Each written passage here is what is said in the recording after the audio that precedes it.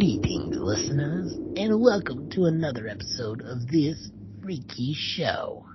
I am your host, Travesty, and alongside me is... The Freak Joe. And we got a special treat for you guys tonight. We will be interviewing James Dermond. We'll be talking about Tales from the Unseen, Volume 1, 2, 3, and 4. Joey? Yes. How are you doing today? I'm good, thank you. I can't do the voice. I can't do the voice. Yeah, I realized I couldn't. I don't know how to interact in my just like low register voice. Yeah, I can't. In my mind, I'm like, you know, it's weird. Like I could hear the voice changing as I was doing. It's like in my mind, I'm like, okay, I'm doing perfect at the intro, and all of a sudden, as it's going away, it just gets a little bit too weird. Mm-hmm. Too weird. Like old woman, like not so much in the woods, but like at the front of the woods. Yeah. Cats. Yeah. Maybe I'm not a voice person. I don't know. I don't know. Right? I mean, I could do obviously the somber, this freaking show. I mean, I'll try to commit to that one next week. But I can't do that voice. That voice is just so dumb. Oh, it just feels weird to go back and forth like that. That's all. Yeah. So, maybe I'll practice. Try. Maybe next year I'll work on a travesty, this freaky show voice. I'll work on it. I'll get prepared for it. But as I mentioned, guys, we're interviewing James Dermond today on this episode, so I'm really excited to kind of touch base with him. If you guys have a recollection, we did have him on the show in season 2, episode 44, back in 2017. So it's cool to kind of catch up with him and talk with him about Doorways to the Unseen and kind of the process of how he releases it. And we talk a little bit about some spooky stuff, haunted, some speculative hauntings in the homes we occupied and stuff like that. And because he's such an amazing guy, he's given us permission to read one of his stories from the newly released Doorway to the Unseen, Volume 4, that the Freak Joe will read to us this evening. And also a quick reminder, and I guess I should have told Joe about this beforehand. We're going to have a guest on next week. Ooh. So is it a surprise guest? Or are you going to tell me after the show? No, because I think I've mentioned it in passing of the podcast, but I was telling you about the two girls who were starting up that the Babes of Lore podcast. Oh yeah, I forgot about that. Yeah, so I was talking with them and everything, and I guess in a way I'm kind of mentoring them into their podcast adventure. Nice. And trying to help them stay motivated and getting it going and everything. So I invited them to kind of come on the show next week to kind of talk about the premise of their podcast, what it is, and how they're gonna, put it out there, as far as the concept of it, and talk a little bit about them as well. And I was like, well, this is the perfect time. Babes of Lord are gonna talk about spooky things on their podcast, and obviously October is our spooky podcast season, so I figured why not take an opportunity to talk to more spooky people. I love it.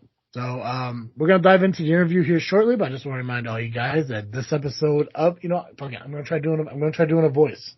Do it. I'm going to, you know what? Do it. Maybe I'll do, oh God, hold on a second. I got a fucking throat. I tell you, bronchitis is a bitch, bro. Yes, it is. It just makes you feel like awkward Colin every fucking time. I'm gonna try doing a voice. I'm gonna bring the creepy voice back just once to do this plug. This episode of this can't do it. Fuck it. This episode of this freaky show is brought to you. sound like the scientist from the Simpsons. If you step out right here, you'll see our matter transporter. This episode of this freaky show is brought to you by CarterComics.com. If you guys are looking for an amazing comic to fill out your collection, whether it be raw or graded, CarterComics.com is the best place for you to go. With over 1,000 titles available either on their website or on their 4 available eBay accounts, make sure you check out CarterComics.com today. And as a bonus, we got a discount code for you. That's Freaknet, Freaknet. They'll give you 10% off your entire sale on either their website or on eBay. And we call it a discount code, not a promo code, because the discount code can be used multiple times. So no matter how many times you shop, you have a code there to help save you money. So we encourage you to go over there and check out all their amazing comics that are available. And hey, if you can't seem to find one you're looking for, reach out to them because there's a good chance they have it in stock. It just hasn't reached their store yet. Encourage you to check it out right now. CarterComics.com. Save you 10% on your entire order. And plus, there's a lot of Marvel going on right now, so start filling up on some of those Marvel comics, some She-Hulk or Hulk or Moon Knight. Wakanda's coming out next month.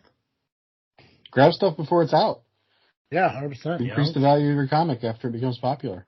Yes, sir. So, CarterComics.com. Use the discount code FreakNet. Save yourself 10%.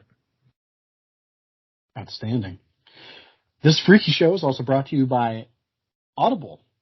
If you're looking for your next great read, the best place to find it is over at audibletrial.com/freaknet, where you'll get a free 30-day trial and a credit towards your first audiobook purchase. Trying to think of a good audiobook to purchase. Most of the ones I would recommend are not available yet.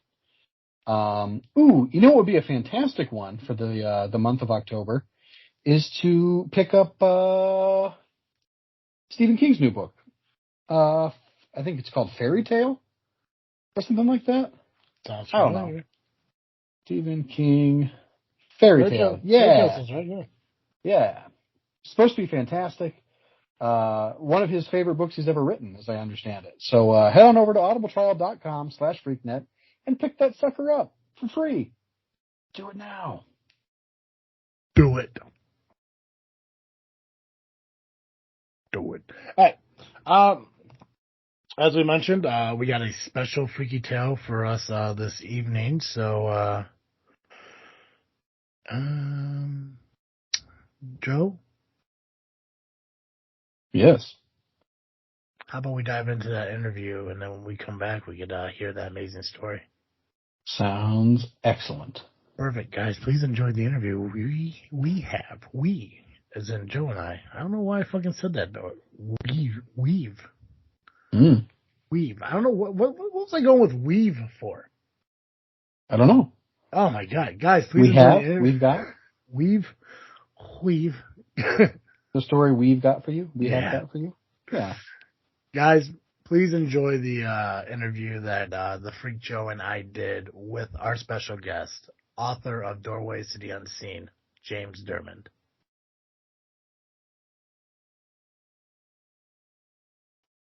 Hi guys, if you remember back in season 2, we were lucky enough to talk to an author of short scary stories, which I'm a huge fan of. I love spooky stories and scary stories, especially short stories, because my mind, my focus span is very brief. And we're lucky enough to have James Dermond back here today to talk about not just one, but 3 additional books to the series that got released. James, thanks for sitting down with us and talking with us. Yeah, it's good to be back. I'm happy to be back on the show. Absolutely. And I know we've been trying to do this for like a while, and like scheduling has just been crazy, but it was amazing to me when we finally were able to like figure this out and get you on here. And you started talking to me about Volume 4, and I was like, Volume 4? Like, I could have sworn we just talked about Volume 1, and you, as mentioning that you kind of figured out a way now to have a more set schedule on the releases, and these 3 actually came out like within the last like 2 years. Well, yeah. So I think it's the release was 2020, 21, and then the early part of 22 for Volume 4. So there was about a 3-year gap. You know, as I was doing a lot of other things, I wasn't able to commit to writing, a regular volume, but then I wanted to continue with the series. So yeah, I decided that it's going to be on an April-October schedule, from now on to get the rest of the series out, and I will release 12 volumes altogether. So, in the next, I think it'll be done in, let's see, if we release Volume 5 at the end of this year, so 6 and 7 in 2023, 8 and 9 and 24, 10 and 11 and 25. And then in April 2026 will be volume 12, and that'll be the end of the short story series. And then in October 2026, I would release the 3-volume hardcover set, with 4 volumes in each book, hardcover book. Gotcha. So. Yeah, because each of these books holds 6 short stories. And I'm just kind of curious, so the way you're releasing it, is there is there a reason for that? As far as I want to get because I mean, you I guess realistically, if you want to, you could have done a book of 12, and then another book, but instead you're doing 666, and then when it's completely finished, you're gonna kind of put them all together. Yeah, well, no, I mean the each volume is about 30,000 words, okay. And when I was figuring out what I wanted to publish, people are more likely to buy and finish a short book of about that length, and then also for audiobooks. That's a lot easier to record, so I'm going to be releasing audio books in the near future too. So I mean, the idea was that it would be long enough where it would be substantial, 6 stories, about 5,000 words each. And then at the same time, it would be something that's still digestible that you could finish in one evening if you wanted to. I got you. No, and that makes total sense to me. I mean, you're sitting there, you mentioned earlier that you got these 3 books done with committing so little time to it. And I'm sitting here thinking to myself, through an entire pandemic, you completed 3 books, and I read 1. So I mean, to me, you accomplished so much, and you actually were mentioning that there's a 5th one in the works to be released soon as well. Yeah, it'll be released at the end of this month. It'll be released right before Halloween. Awesome. So I'm going to stick to that, October schedule going forward. The volume 6 will be in April 2023. Oh, I got you. So what got you into writing? I mean, it's something that I've always wanted to do. It's something that I considered doing, but at the time, I'm 50 years old, and back in the 80s and 90s, the traditional publishing industry was really hard to get into. It seemed like a really long shot thing, like an impractical thing to pursue. So, I worked in other fields. I actually have a graduate degree in economics, and I owned an IT services company. Yeah. And, I had these kind of really practical jobs. And, when the change, when the internet publishing became more prevalent, I started looking at the idea of start publishing my own books, starting my own publishing company. Yeah. So, towards the end, when I was decided I was going to sell the other company that I was developing, I was looking at, publishing ebooks and, all the different things that they have on the internet about how to make extra money and side hustles and things like that. I started there, and it says you can publish an ebook and this will bring in so much money, and then those things are just a way to produce some income. They aren't really serious books, that are written for a specific audience. They're just a way of rustling up cash, on the internet.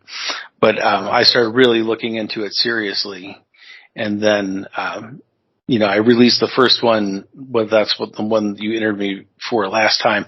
Volume 1 did really well, and a lot of people liked it. So, I wanted to continue, but a lot of things got in the way. And then I was able to release volume 2 after I sold the company, that I had developed before. So, I'm involved in other things, but I'm going to keep working on this as well.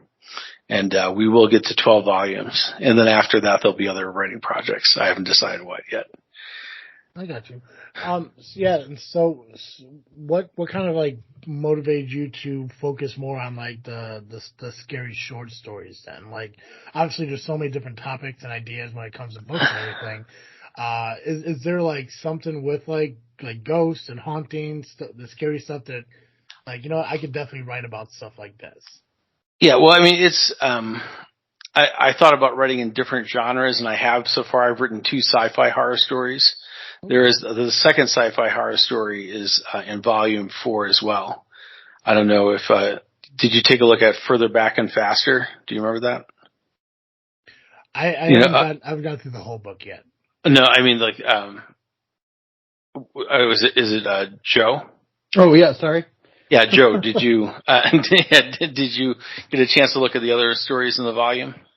No, I didn't. I'm sorry. Okay, yeah. So I wrote a sci-fi horror story in that volume, and then I wrote one for anthology called Metamorphosis Alpha 3, which is a collection of sci-fi stories. And so I did look at other genres, but I was thinking about this actually today, like what really inspired me to write this anthology, or it's not really an anthology because it's all of my writing. It's not other authors, but this kind of collection of stories. And do you guys remember the Masters of Horror series, like back in 2005 to 2007? Yep. Okay, yeah. So I think I remember watching that, and that was like right before I started this other company that I was involved with. And I was thinking of different business ideas, and I watched the whole series. Some of it was good and some of it was pretty mediocre or even, questionable.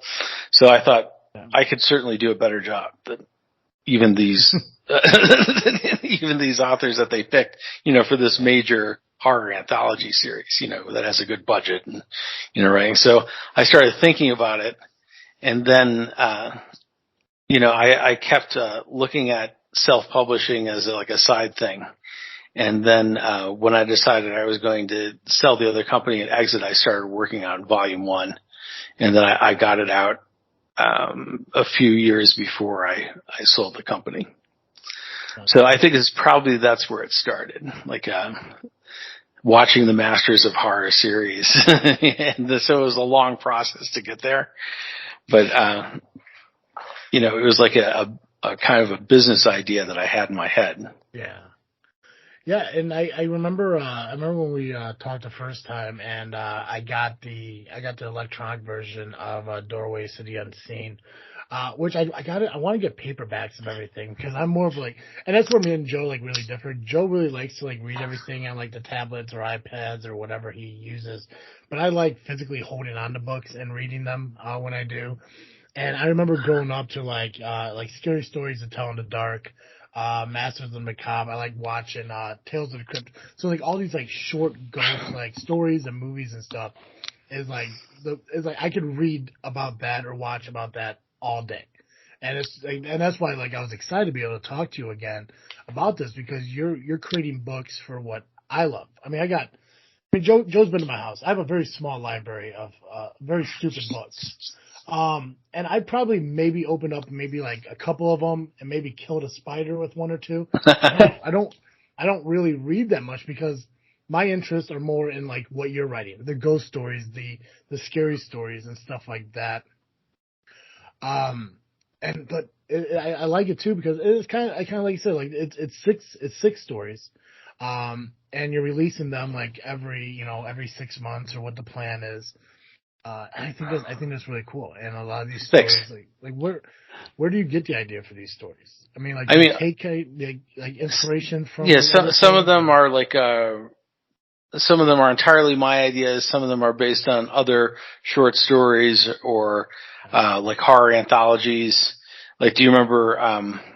I talk about this in volume 2. Like, you guys haven't seen volume 2 probably, but at the end of volume 2, I like list out I have like this kind of statement of purpose because I jump back into the series, after this pause, and I like write a postscript at the end of volume 2 where I talk about all the different anthologies. Like, do you remember Trilogy of Terror? I'm not sure. It's 1975, so no, before my time. You remember a Night Gallery? That was kind of like the horror sequel to The Twilight Zone. Yes, that I do. Okay, yeah. So Night Gallery is an influence. You remember Tales from the Dark Side from the 80s? Yep. Okay, so that was I was thinking of those. I mean, really, I think it started with Masters of Horror, that I enjoyed, but I was somewhat disappointed in. And then I started thinking about doing this. I'd read more and more articles about publishing ebooks and, print on demand books. And so in volume 2, which hopefully you'll be able to take a look at, I explain exactly where the series, where the idea for the series started and all of its influences, both movies, television, and books. Yeah, well, my goal is I'm going to own all these paperbacks. Yeah, so they're kind of designed to be collectible, like action figures. So. And that was one of the other things, like I know we talked about, because it was amazing, is the covers of these books. And I'm sitting there looking at it, and like if you like take a quick glance at it, you're just like, you think to yourself like it's the same cover, but when you actually look at it and look at the detail and the differences in it, it's like it's the same. You have the same concept, and obviously Doorway to the Unseen, it's like a long hallway down. But I mean, like in volume 4, you got like that creepy chandelier. Volume 2 is like more like doorways with no windows. The first one has doorways with windows above it. Volume 3 has kind of like that overhang. But not only that, like the shadows are different. There's a lot of detail into the covers of these books that is absolutely amazing. Yeah, I mean, me and the cover designer, we look at everything we've already done, and then we discuss, how can we make this volume, the cover, different. Yes. And so we'll have to do this 12 times altogether. But I think we can do it without going too far afield of the concept. And that's what I love about it. It's like it's different enough to make them each unique, but at the same time, they're similar enough to show that they're supposed to be together. Yeah. So, I mean, that's the idea, is you would look at it, you'd recognize it as the Doorways to the Unseen series cover, but then, if you examine it, each one has some detail that makes it unique. Yeah. I also love how, like, now that I'm looking at, because I'm looking at everything, like, right now as we're talking, and I'm not sure if this was intentional. I'm assuming it is, but I think there's like 6 doorways on each cover. Yes, there's. For every 6 episodes. Yeah, there's a doorway for each story on each book cover. That is absolutely amazing. That's phenomenal.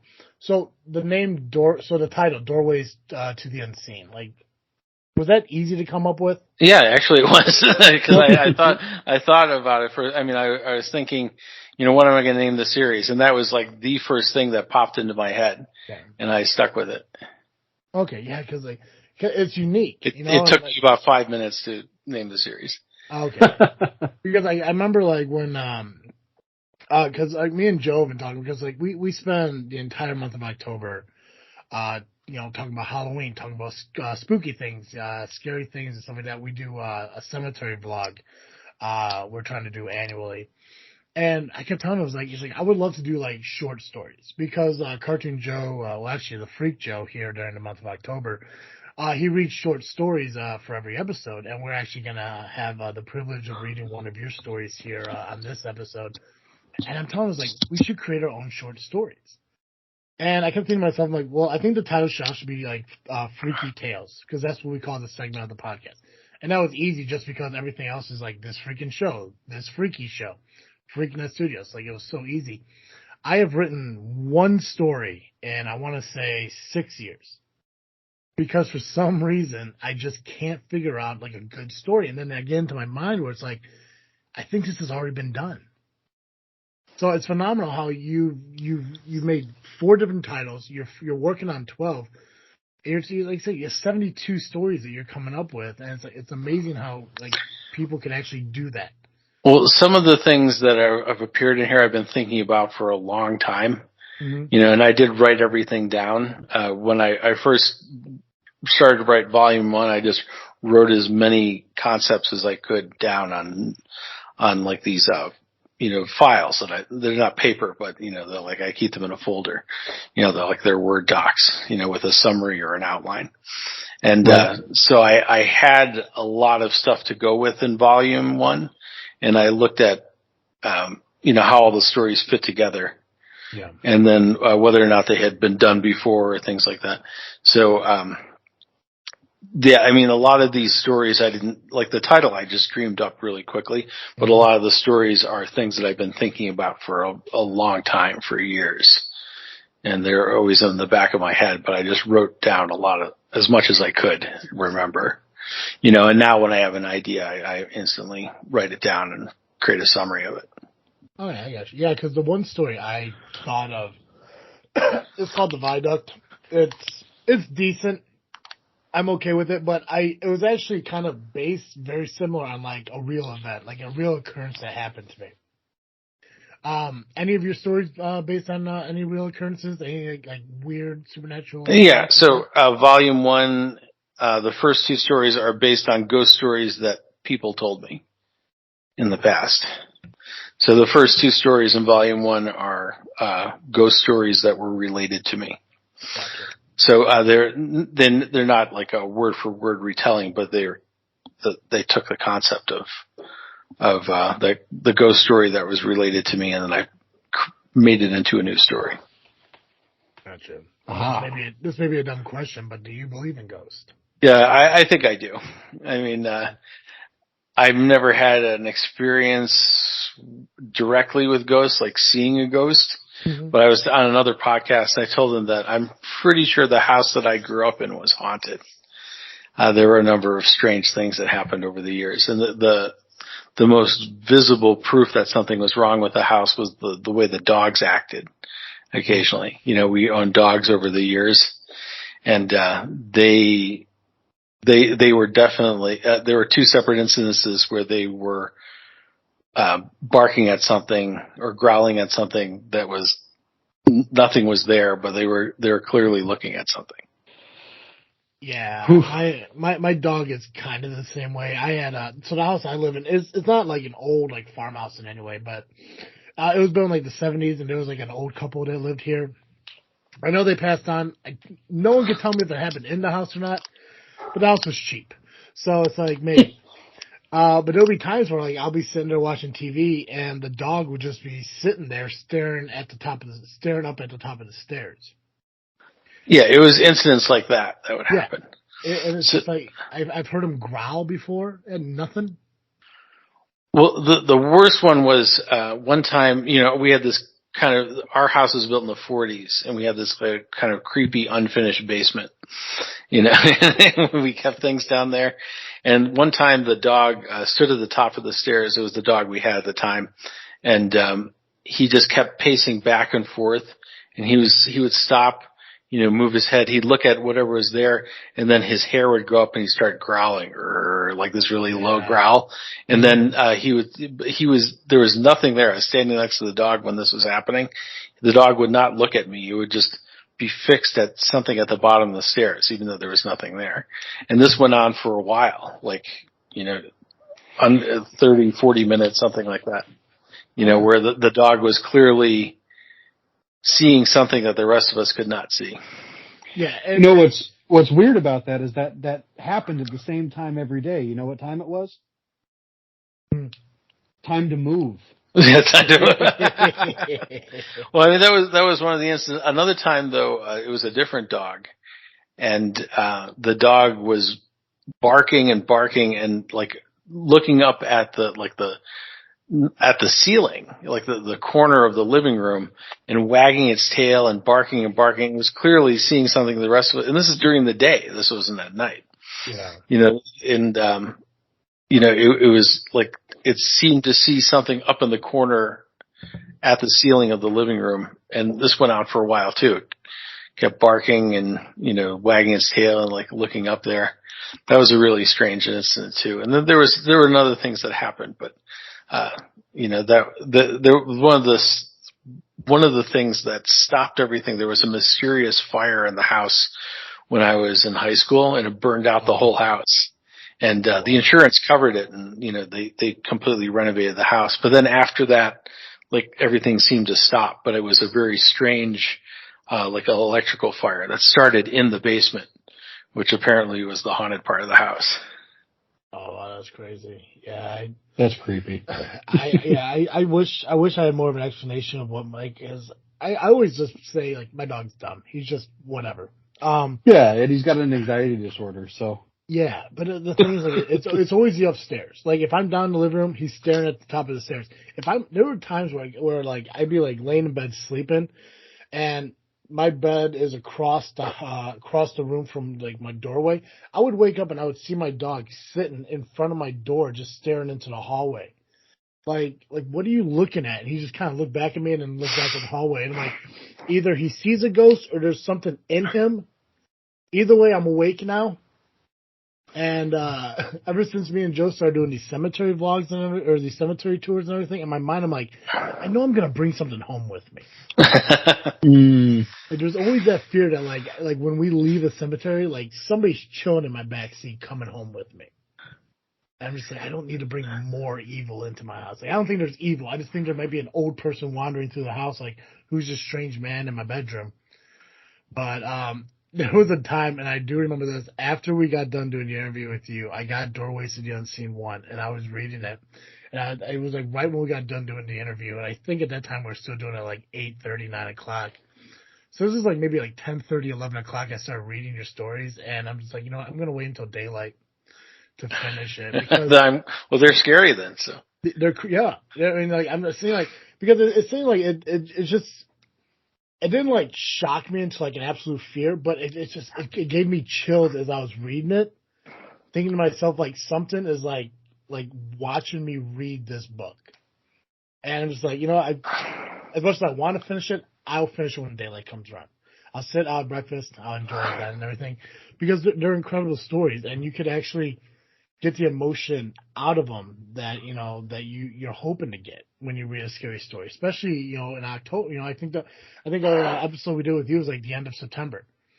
So it was around Halloween season, and this time of year just gives you that weird off kind of feeling even to begin with. So to read a book like you're putting out, give you that chilly, you know, that feeling, that macabre feeling. It's incredible. And, I don't know. Like I said, I mean, I remember having that feeling when I read Goosebumps, when I watched Tales from the Crypt, and stuff like that when I was a kid. And the fact that you can do that to an adult says a lot about how great these books are.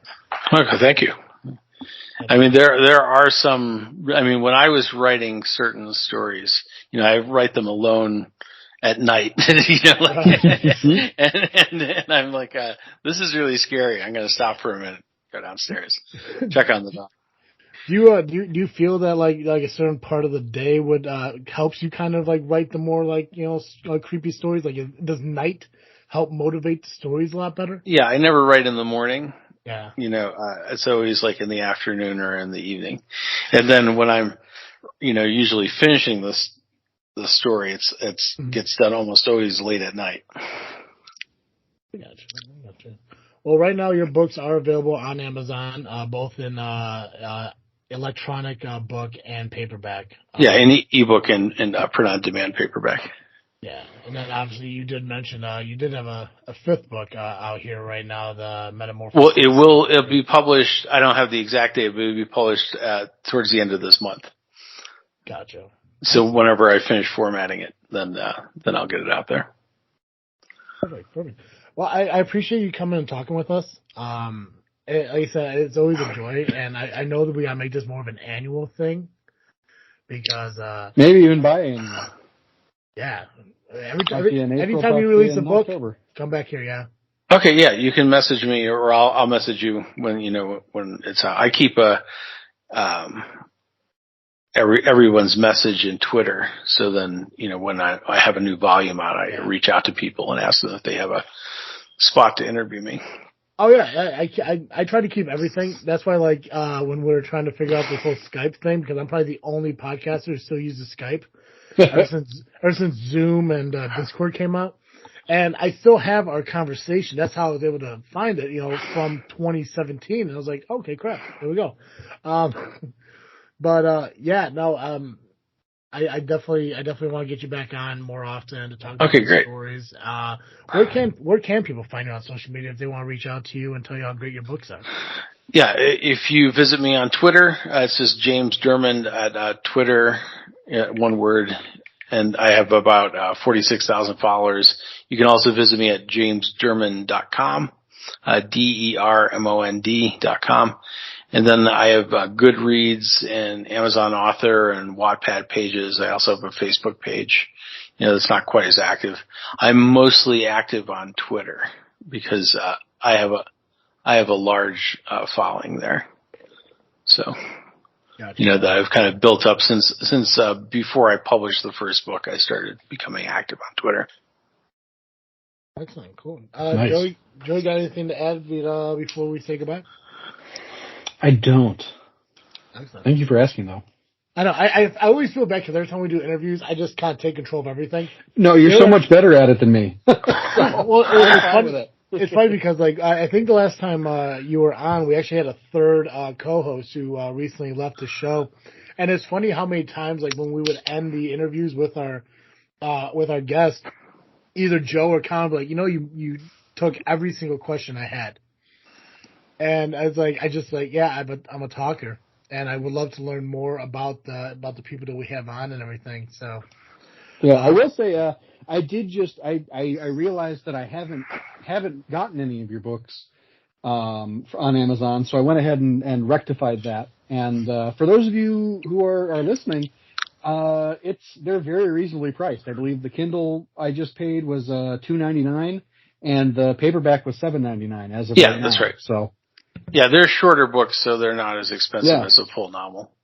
Yeah. Well, I'm getting all the books. I'm gonna add more to my library. I'll make room. I'll get rid of a world of improbables. So give me that fact book, and then that'll cover up. Yeah. That'll give you a lot of space. James, thanks again for coming on. I do appreciate it. Yeah, I appreciate it, and I'd love to come back. I'll reach out to you guys when Volume 6 comes out next year. Absolutely perfect. Okay, happy Halloween. Sounds good. Happy Halloween. Thank you. Goodbye. Thank you. Bye. Welcome back to another Freaky Tale. This one, as we mentioned before, is from Volume 4 of Doorways to the Unseen by James Dermond. This one is called Matilda Graves. The summer house that Charlotte Evans came to stay in belonged to her father's family. Charlotte's mother never went there, and her father hadn't returned to his family's home for many years. Both were gone, and Charlotte was now alone, an only child. Her aunt on her father's side had offered the place to Charlotte as a means of experiencing a moment of respite before beginning her graduate studies later in the fall. "I don't like leaving you here by yourself, especially with no way to drive into town," Charlotte's friend, Amelia, reminded her. "I know we've already talked this over, but I still don't like it." Amelia put one of Charlotte's bags on the floor of the house's antiquated kitchen and looked around the compact space. Though the small room was clean and tidy, the kitchen's sink and other fixtures were something from decades past, their surfaces dull and tarnished with age. "Isolation is what I crave right now," Charlotte said, sighing as she parted the kitchen curtains, rays of sunlight flooding in. "Sometimes I couldn't even get out of bed after my breakup with Ben. I just needed to be alone. No offense." She sat down at the kitchen table and began to rummage through one of the brown paper grocery bags nearby, placed there by Amelia. Amelia stood by the open door, the pleasant sounds of the woods in early summer ambient in the background. "Will you have enough food for 3 months?" Amelia asked, frowning as she opened a kitchen cabinet door. Taking out a white and blue box and reading its side, she commented, "I couldn't drink powdered milk. Yuck. I hope you don't starve." "I'll be fine," Charlotte reassured her, as if dismissing a petulant child. "I think that's all the bags. Thanks for helping me with the shopping in town." Charlotte took 2 cans from the grocery bag and stood next to Amelia, putting them into the cabinet with the powdered milk. "I've got enough food to last until the end of the summer. If I really need to get to town, I can walk. It'll take hours, but I can do it." "What if you can't walk?" Amelia retorted hastily. "The phone here isn't even hooked up." Amelia leaned against the kitchen counter as Charlotte continued to stash away canned groceries. "It's a risk I'm willing to take," Charlotte replied. "I'm young and fit. What could possibly happen to me?" She grasped the door to the kitchen and then put an arm around Amelia, hugging her for a moment. "I'll see you in 83 days. You have a good summer on the water with Ethan. I'm sorry I won't be able to go boating with you two this time." Charlotte put a hand above her eyes, shading them from the bright afternoon sunlight to watch Amelia drive away. A dirt and gravel driveway led away from the 2-story colonial-style house. a paved road then connecting the house to the town. A copse of sweeping ash trees hid the house, which stood alone on its own wooded lot with no close neighbors in either direction. Wandering the woods behind the house, Charlotte decided to let the rest of the groceries sit in their bags for a while. Everything perishable had already been put away in the refrigerator. Charlotte would have to do without anything fresh once those supplies were gone, unless she felt like taking the long walk to town. The woods were quiet and tranquil, with chirping birds and the soft rustling of leaves in the wind. She strolled along a narrow deer path that eventually opened up into a clearing. In its center stretched a large pond, broad and stagnant, its opposite side lined by dense woods. Looking out over the pond from its sandy shore, Charlotte noticed how murky the waters appeared. Little sunlight made it to the surface. It must be very deep at the center, Charlotte thought, watching the wind churn over the water, tumbling white clouds drifting overhead. I'll come back later and take another look. The old house seemed to breathe as Charlotte walked up its steps, groaning as she opened the front door. I'm glad Aunt Alice keeps this place in decent shape, thought Charlotte. I'll have to visit the elderly couple she employs when I'm in town again, probably in a few weeks. The house's attic was cramped, filled with musty furniture, boxes, and a worn steamer trunk, a broken strap dangling from its side. Charlotte had waited until morning to visit the upstairs attic and explore its treasures. She'd been too tired after the long drive with Amelia yesterday. Opening the trunk, Charlotte began to dig through its contents, putting aside the threadbare vintage clothing and leather-bound books. At last, she picked up an old photo album. I wonder why Aunt Alice doesn't just throw most of this stuff out, Charlotte asked herself as she turned the dusty pages of the album. These clothes are just a feast for the moths at this point. The photo album held pictures of her extended family from years ago, including people she didn't recognize. Charlotte found photos of her father from when he was a young boy, and then a young man. He'd grown up in this house before moving away, just like his siblings. The black and white photos were sometimes discolored, and there were several empty spaces in the album, as if photos had been taken out.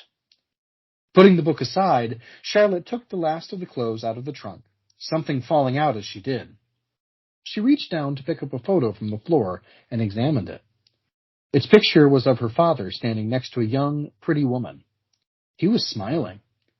In the background was the house as it would have been many years earlier. Turning the photo over, someone had written Warren and Matilda, and then marked it with a date. Looks like Dad had a girlfriend before Mom, Charlotte mused to herself. I don't remember Mom or Dad ever mentioning a Matilda.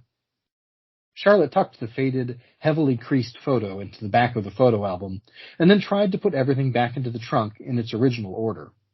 I hope Aunt Alice doesn't notice. Like she'll even check.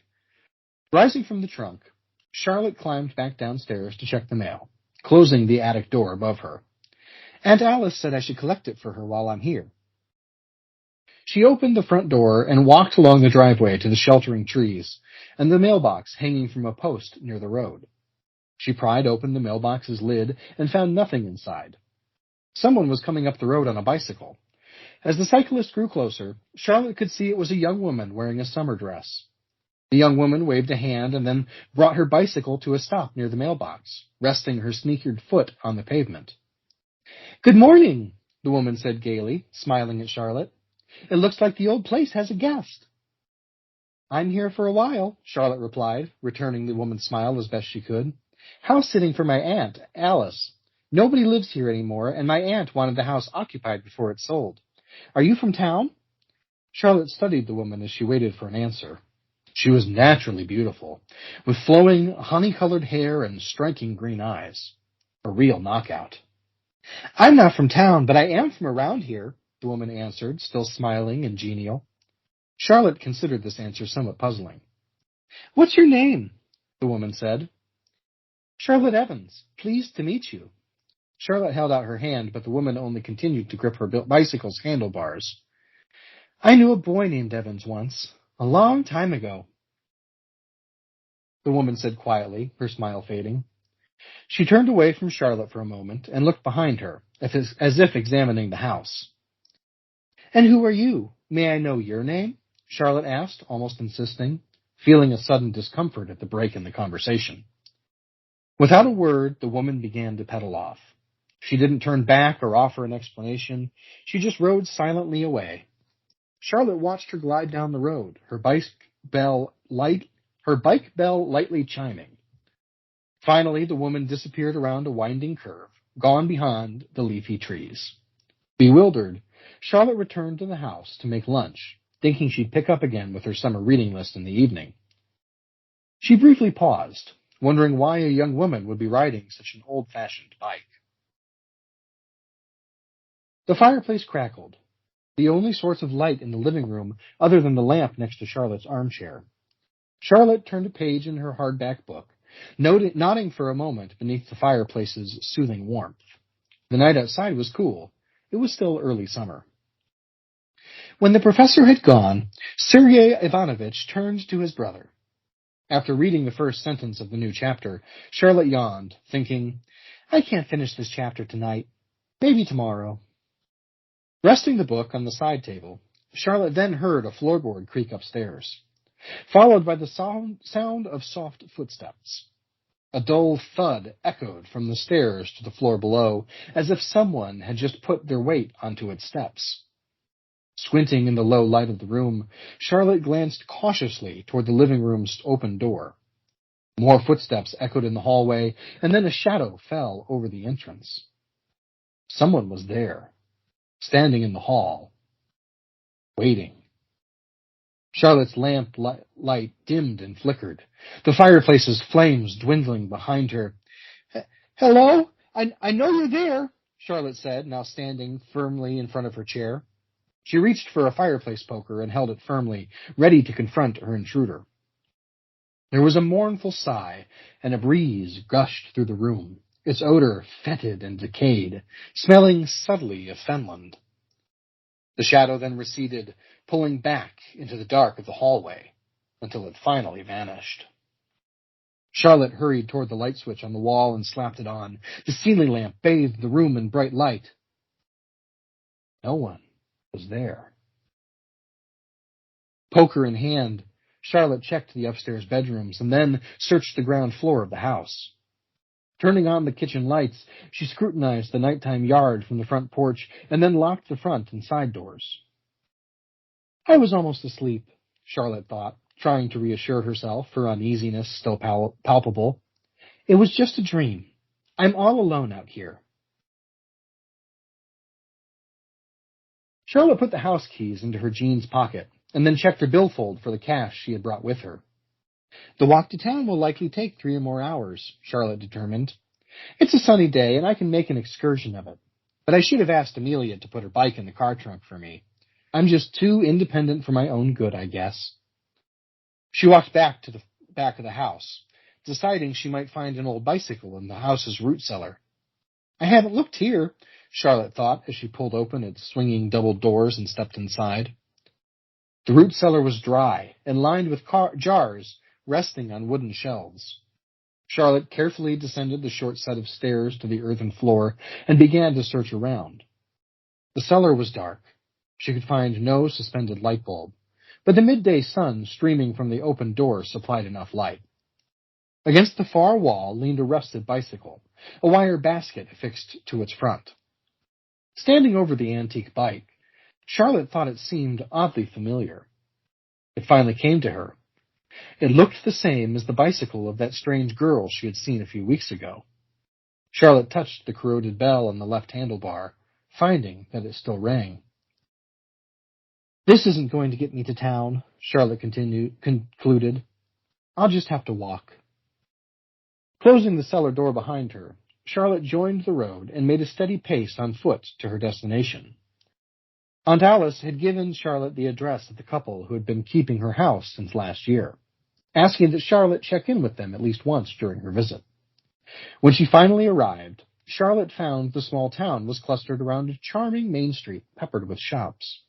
It ended with a white and gray church, its roof formed into a steeple. Charlotte found a side street that led to several rows of small houses, their exteriors all alike. The elderly couple lived in a cottage just past the houses on the town's outskirts. The cottage was tiny, barely large enough for 2 people, but quaint and cozy. Charlotte stood on the front steps and knocked on the door. A withered old woman answered, short and white-haired. "Hello, young lady. How may I help you?" she asked, her smile kindly but vacant. "I'm Charlotte Evans, Alice Evans' niece," Charlotte replied. "I've been staying at the house these past weeks. Aunt Alice asked me to check in with you once I got settled in." "Yes, Charlotte. We've been waiting for you. Please come in," the woman said, stepping away from the open door. "Meet my husband, Charles." An elderly man, stooped and walking stiffly, stopped at the end of the hall. He waved for a moment and then shuffled away, seemingly preoccupied. "Charles helps me with the house when he can," the old woman said, her tone plaintive. "But some days he's like this. Neither one of us has much time left. But come in." Stepping inside, Charlotte saw the home was well kept and pleasantly decorated, with decades' worth of family heirlooms, treasured keepsakes, and portrait photographs filling the living room. The woman slipped into the nearby kitchen and soon returned with porcelain teacups and a teapot resting on a tray. She set the tray on the low table in front of Charlotte. As the woman poured Charlotte a cup of hot tea, she said, "I'm Iris, by the way. I've known your aunt for many years. She and your father attended school in Winslow. I worked in the school cafeteria, you see. I've lived in Winslow my whole life."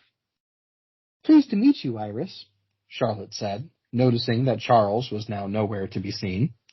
"I hadn't really seen much of Aunt Alice until a few days ago, when Dad passed away." "Yes, Alice told us all about that.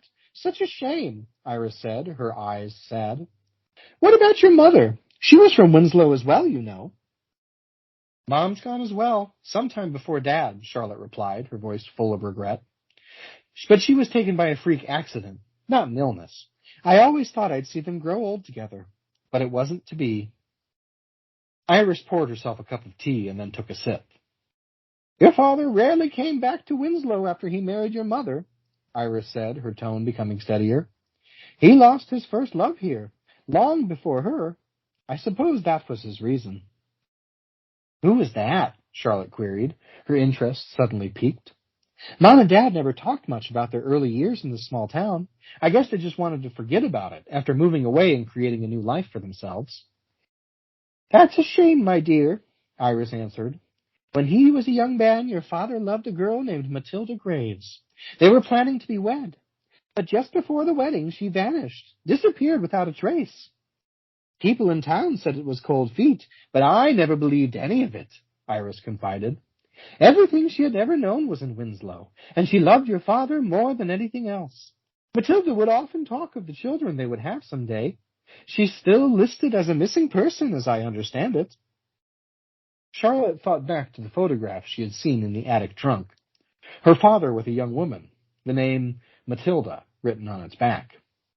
Asking quickly, Charlotte said, "Then how did Dad ever meet my mom if he was to be married to someone else? They must have gotten together soon after." "They did," Iris replied, her answer sharp. "Audrey swooped in, and soon they were dating again. They married shortly after. Your mother had been Warren's steady girlfriend for a while before his engagement to Matilda." "Well, I don't know what to say," Charlotte said, finishing her cup of tea. "But like I told you, Mom and Dad seldom discussed their hometown. They were distant, almost absentee parents in many ways." There was a silence. Both women peered into their teacups, neither looking at the other. "Well," Charlotte finally said, breaking the silence, "thank you for the tea. It was lovely. Will you be stopping by sometime this summer?" "Yes, certainly, my dear," Iris answered, seemingly happy to change the subject. "I'll bring Charles with me if he's able. We'll drive up to the house. I'm not a young thing like you know." Iris saw Charlotte to the door and waved as the younger woman walked away. Charlotte found her way to Main Street and then the path home. It was late afternoon and the sun would be setting by the time she arrived back at the house. The early summer leaves shaded Charlotte as she ambled along the roadside. Her light canvas sneakers were dusty from her long walk, and her arm ached from carrying the bag of groceries. Charlotte was tired. surprised that the slow-paced journey to and from town had taken so much out of her. The sun had become burnt orange.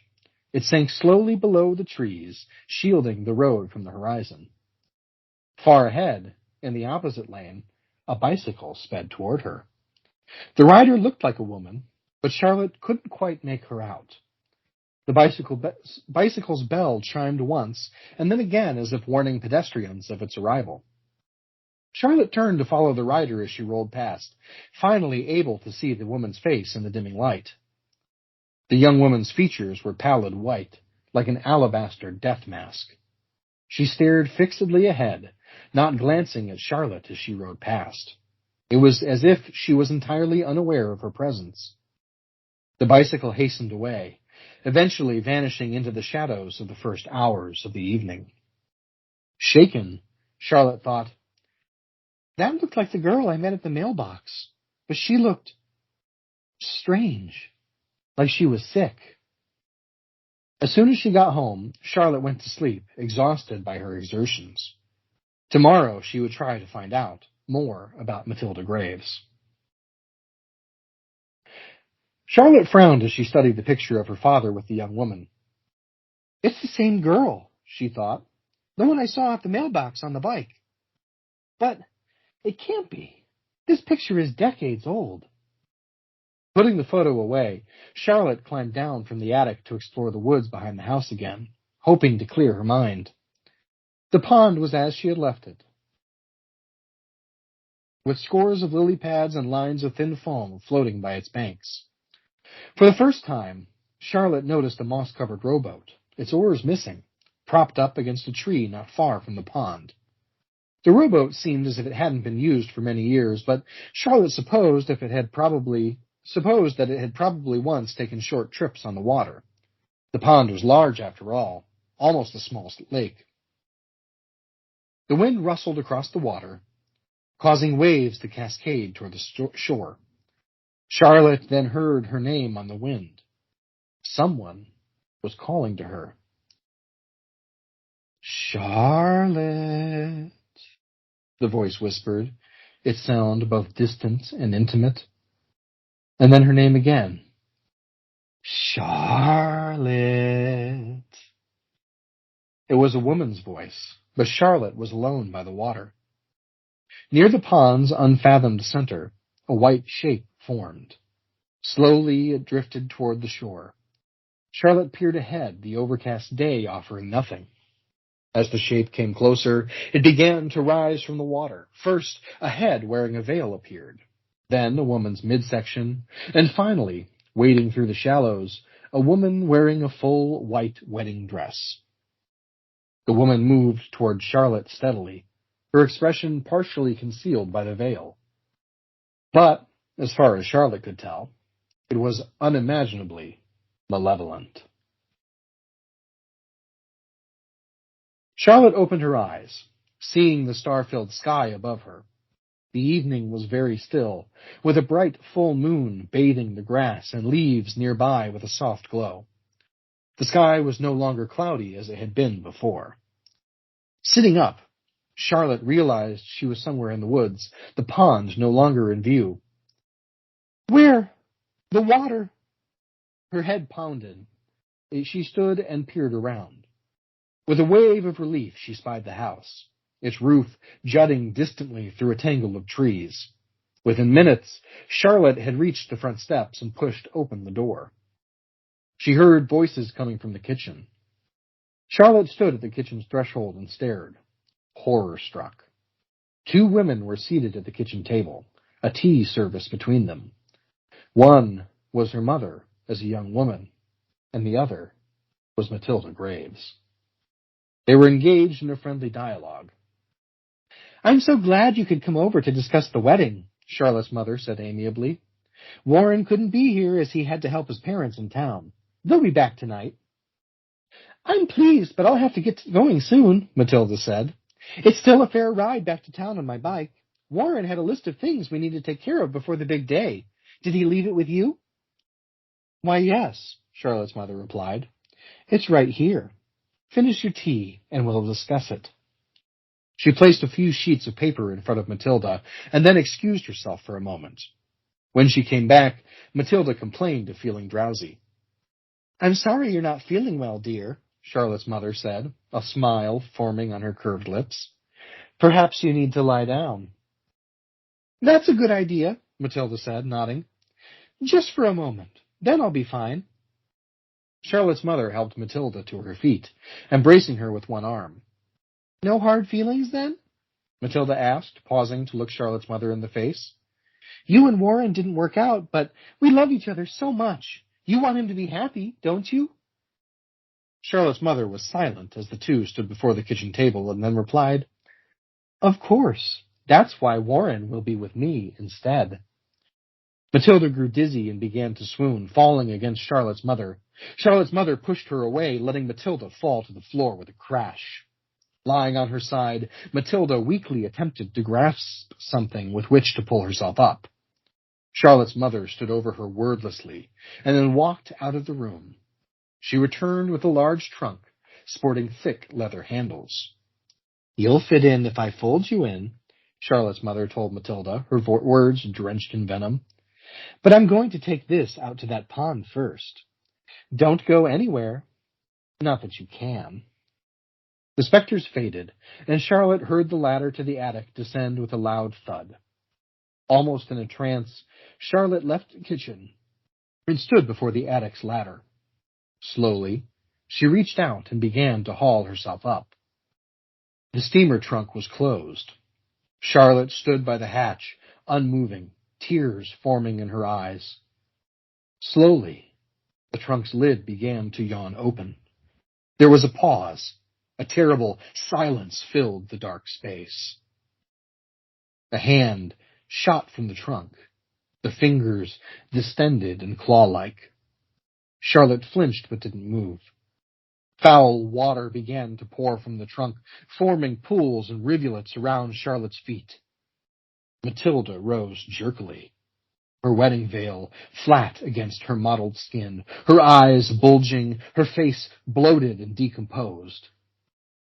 Charlotte remained in her spot, paralyzed with fear. She could only watch as Matilda stepped from the trunk and, in slow, loping strides, drew closer. Charlotte could feel the ghost's chill breath on her bare neck.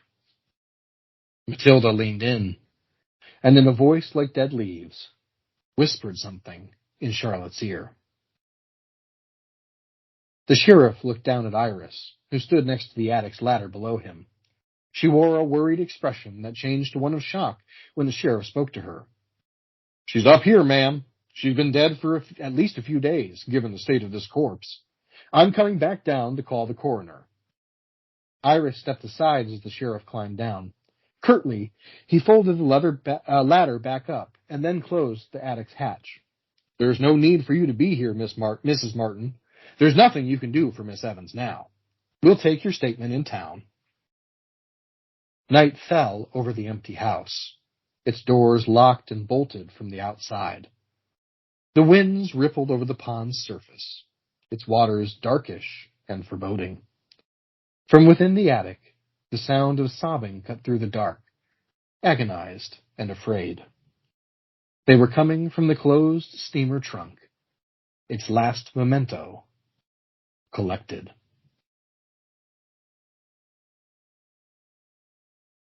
The end. I'm not entirely sure if it was the story itself or you reading it. Fucking chills, bro. Thank you. It is a good story. I had chills reading it.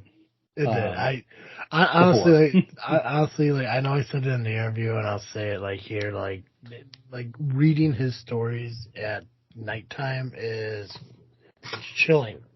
Yeah, it's a bad idea, really. Yeah, but I mean that's how you know it's a good book.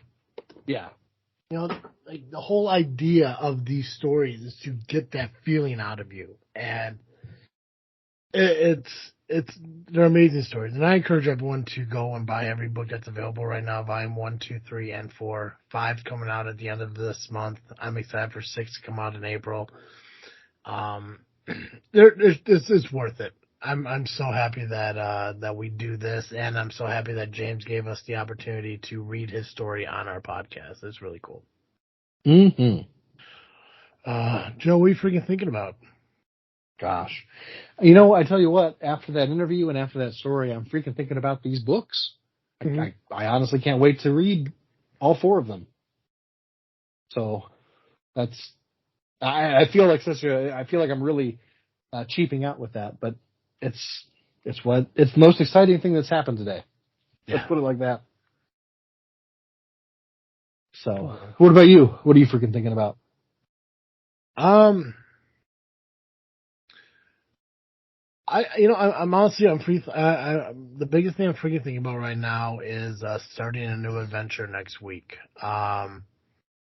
For a lot of those who don't know, and actually many probably don't, I gave notice to the company I've been working with recently, and they decided that instead of me working my 2 weeks through, they're just going to release me early. So instead of starting my new job at the end of the month, I'll be starting my new job next week, and I'm really excited about this new adventure and this new opportunity and everything. So I'm just kind of preparing for that. I'm trying to get all the onboarding stuff set and done, and everything they need from me. So as soon as Monday rolls around, it's a whole new chapter, and I'm really excited about it. And I don't know who's gonna listen to this from my old job, but I want the people to know who I did work with, who I worked with. I appreciate everything that they did. They busted their ass. They did great work. I was happy to work with them and everything. For the people I worked for, not so much. Yeah, I hear that. But it's okay. It was a long time coming. When I left the building, there was a lot of weight lifted off my shoulders from it. It's not that the job was stressful. It's not that the job was hard. But again, the people I worked for made it that way. And I'm just happy that I don't have to have that anymore. This new chapter, I'm going to be able to, I think I'm going to be able to make, a good impact on this company I'm going to, and I'm really happy with it. So, I've been thinking about that since, Monday. And I'm going to continue to think about it until the following Monday. So I'm really excited for everything that's going on in my life. And even beyond that, everything else I'm doing, I don't know, because I don't want, November, we're going to have a lot to catch up on. Yeah. I don't want to take away the fact that we're doing Halloween stuff, through October to talk about a lot of the shit that is going on. So in October, we're going to play a lot of catch up. So I guess we'll just save that for the first week of November, and some things I definitely want to talk about. So, and I'll try my best to remember it. I know my memory isn't the greatest, and I know we plan a lot of stuff, and I keep forgetting about it. But there's a lot of stuff we need to talk about in November. It's gonna be more serious talks, more life thought talks. But we don't do that in October. We talk about spooky shit. So, and I'm also excited for the fact that we're going to have a couple guests on next week who are starting their adventure into the podcasting world. And, oh shit. And, I'm excited that, I heard from Clint. Oh, dope. How's he doing? Yeah. He's doing good. He's not podcasting at the moment. He's still doing, Twitch. But I'm encouraging him to get back into podcasting. I actually offered him an opportunity to come, be part of Freakin Studios if he does so. Nice. I probably should have ran it by you, but I'm sure you. Nah, I'm fine with it. Yeah. I like Clint. He's got good shows. Yeah, Clint is awesome. So I hope he does get back into podcasting because he was fun to talk to, especially those 3-hour long fucking podcasts. But no, I'm just really excited for a lot of things I'm doing in my life right now. And in all honesty, it's the people around me that's making it good. So Joe, you're one of those people. So I thank you. Oh, thank you. My pleasure. But it's just so cool. I'm doing a lot of stuff with the wrestling thing. I'm doing more and more with them now that I got more free time. So I'm happy that that's happening, even though I got booed by a bunch of children at the last show. But that's whatever. That's all on the JFW podcast if you guys want to hear about that. But realistically, I'm just happy. I everything. The more I think about everything that's going on in my life, the happier I'm getting, and it's a good feeling. Nice. Good. So, guys, don't forget that we're going to have interviews with a upcoming podcast called Babes of Lore next week. We're going to talk to them about their podcast coming up. Freak Joe is going to be here with us for the next 2 weeks before he takes his hibernation for the next 11 months. So we thank him for the freaky tales he shared with us. Again, we thank James Dermond for coming on and talking with us about his books, and we can't wait to talk to him again in April when Volume 6 gets released. Make sure you guys give me Volume 1 through 4. Volume 5 will come out at the end of this month. Make sure you follow us on social media, Facebook, Instagram, and Twitter, just by searching This Freakin' Show. And, of course, you can find our shows when they are released on iTunes, Google Podcasts, Spotify, Podbean, and Stitcher, just by searching This Freakin' Show. That's all I got, guys. So, as always, I am Travesty. And I'm the Freak Joe. And thank you for listening to another episode of This Freaky Show.